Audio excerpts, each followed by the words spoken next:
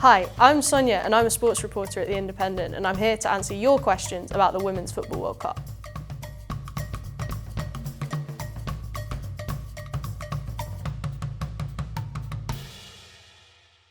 The first question is, who cares about the women's football? It's slow, boring and lacks technical skills. And I would say that all of that is pretty wrong.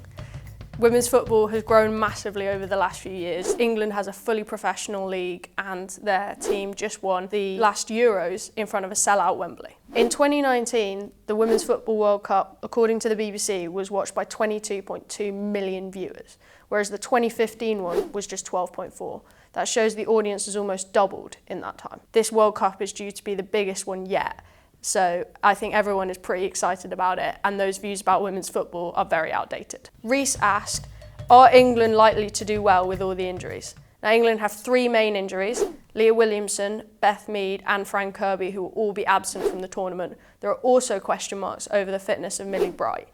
Unfortunately, the injuries really have dented England's chances. These are three players who were so important during their Euro success, including the captain, Leah Williamson. So it'll be very interesting to see how England do, but unfortunately, it definitely has dented their chances. One of you has asked, Leah Williamson ACL, surely something can be done to reduce ACLs in women's football, as it's actually as common as catching a cold. Now, ACL is your anterior cruciate ligament on the inside of your knee. It's really important for holding all the muscles and stuff together, and a bad injury and a tear in it can cause you to be out for 9 months. It is a massive problem, and there hasn't been enough research into why it happens to women's sports players. All the research has been mostly male focused, and it's a much more common injury for women, and no one quite understands why.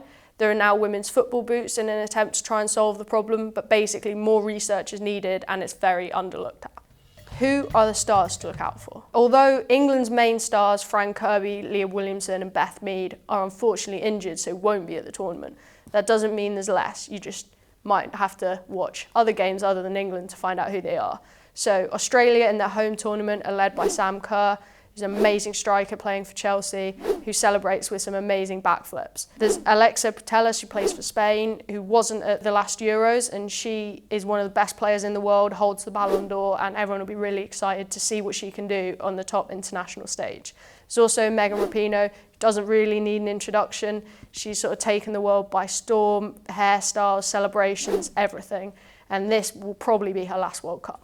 Is there a fantasy football game of any description for the Women's World Cup? And there is. There's the official one, which is played every day, but it's only a team of 7. And there's a She Plays one, which is your more traditional style of fantasy football, for those of you who like getting involved in that. Someone has asked, football friends, where can I watch the Women's World Cup? Now, the Women's World Cup, all 64 games are going to be shown across BBC and ITV. Some of the games, unfortunately, for those of us in Europe, are at like 3 o'clock in the morning. But England's games are at 10:30, 9:30 and 12 in the group stages. So you can definitely watch all of those, even if it's a bit of an early start. Thank you for asking your questions about the Women's World Cup. You can get more episodes of You Ask the Questions at Independent TV.